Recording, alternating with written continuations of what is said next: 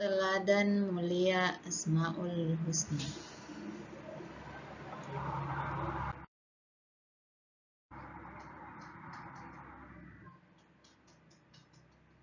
Asmaul Husna Al-Malik, Al-Aziz, Al-Quddus, As-Salam, dan Al-Mu'min.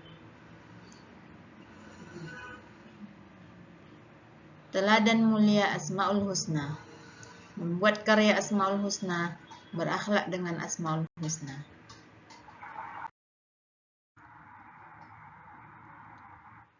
Lima Asmaul Husna dan artinya. Yang pertama yaitu Al-Malik. Al-Malik adalah salah satu nama Allah Subhanahu wa Ta'ala yang agung. Al-Malik berarti raja, penguasa atas semua makhluknya. Allah Subhanahu wa Ta'ala sendiri yang mengatur segala urusan makhluknya, karena hanya Allah Subhanahu wa Ta'ala yang maha kaya dan pemberi rezeki.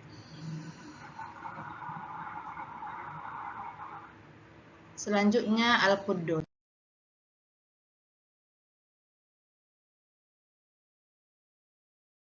Al-Quddus memiliki arti bahwa Allah Subhanahu wa Ta'ala adalah zat yang tersucikan dari segala macam kekurangan. Allah Subhanahu wa Ta'ala adalah satu-satunya sembahan bagi semua makhluk Al-Quddus.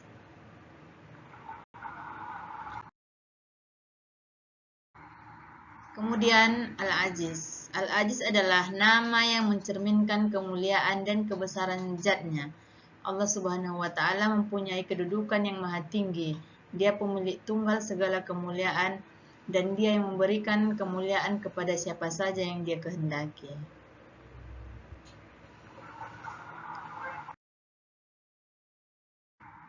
Kemudian As-Salam. As-Salam berarti Allah Subhanahu wa Ta'ala maha sejahtera dan maha menyelamatkan.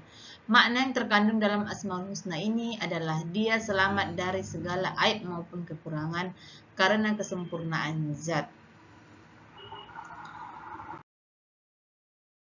Al-Mu'min. Al-Mu'min mengandung arti bahwa Allah Subhanahu wa Ta'ala adalah Tuhan yang memberi rasa aman pada seluruh makhluknya.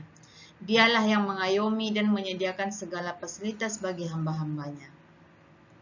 Al-Mu'min juga mempunyai pengertian bahwa Allah Subhanahu wa Ta'ala memberikan keamanan bagi hambanya, menepati janjinya kepada seluruh hambanya yang beriman dan bertakwa. Allah Subhanahu wa Ta'ala memberi rasa aman bagi orang-orang yang takut. Kemudian, pembelajaran berikutnya pembahasan tentang berakhlak dengan 5 Asmaul Husna. Di sini yang pertama, contoh dari berakhlak mulia yaitu menahan diri. Menahan diri dari amarah. Menahan diri dari perbuatan yang merugikan diri sendiri karena orang lain merupakan wujud dari kemampuan menguasai diri.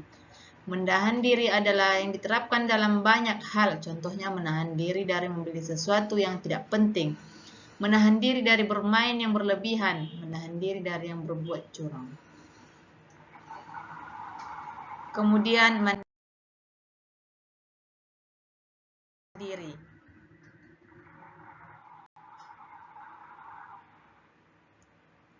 Mandiri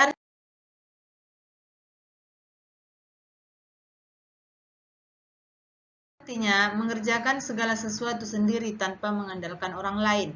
Kebiasaan hidup mandiri harus dimulai sejak dini. Makan sendiri, mandi sendiri, berpakaian sendiri, juga menyiapkan alat sekolahnya juga sendiri. Hidup mandiri akan melahirkan anak yang tangguh, optimis, dan percaya diri dalam hidupnya. Ia tidak mudah menggantungkan pekerjaannya kepada orang lain, baik orang tua atau saudara dan teman.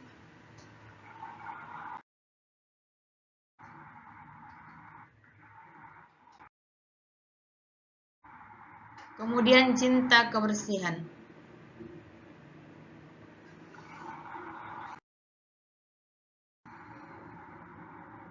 Memperhatikan kebersihan bukan hanya kebersihan badan, pakaian, dan tempat.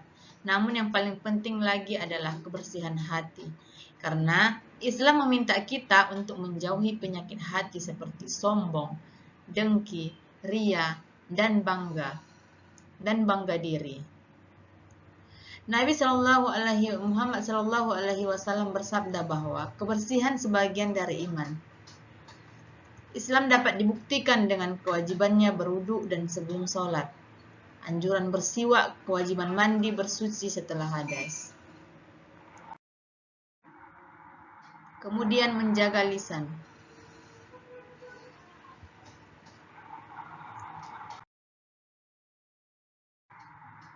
Gunakanlah lisanmu untuk berzikir, membaca Al-Quran, menasihati dalam kebaikan, mengajarkan ilmu dan amal saleh lainnya sesuai tuntunan.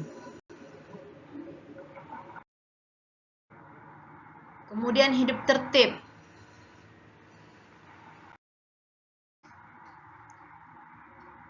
Kebutuhan pada aturan harus dibiasakan dimanapun kita berada dan kapanpun waktunya. Ketika kalian berada di rumah, di sekolah, masjid, ataupun tempat lainnya, maka ikutilah aturannya.